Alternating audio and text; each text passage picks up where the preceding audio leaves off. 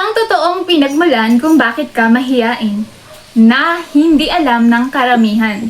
Napansin mo ba kahit mabait ka, may talento ka, pero parang hindi ka napapansin?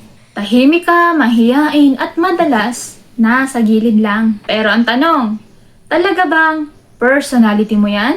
O may mas malalim na dahilan? Sa video na to ay sasabihin ko ang pinakapunot dulo kung bakit ka mahiyain at halos ngayon lang malalaman ng marami ang dahilan. Ang pinaka-main reason kung bakit ka mahiyain, ang isang tao ay takot sa rejection na galing sa nakaraan. Hindi ito laging patungkol sa big trauma. Minsan yung simpleng napahiya ka lang noon. Hindi ka pinakinggan o naramdaman. Kaya naramdaman mong hindi ka mahalaga. Doon nagsisimula ang subconscious belief. Mas safe kapag tahimik ako. Mas okay na hindi magsalita para hindi masaktan. Kaya ngayon kahit wala naman nang aaway sa'yo, ang utak mo mismo ang naglalagay ng harang.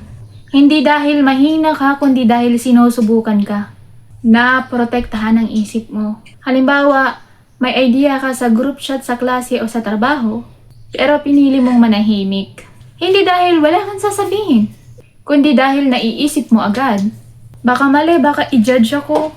Yan ang epekto ng dating karanasan na hindi pinansin. Narito ang trivia. Ang mahiyain ay kadalasang mas observant at emotionally intelligent. Hindi ka mahiyain, nasanay ka lang na laging tahimik para mag-survive. At ang magandang balita ay pwede yang baguhin.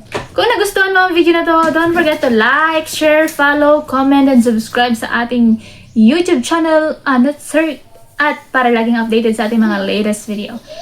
Thank you so much for watching!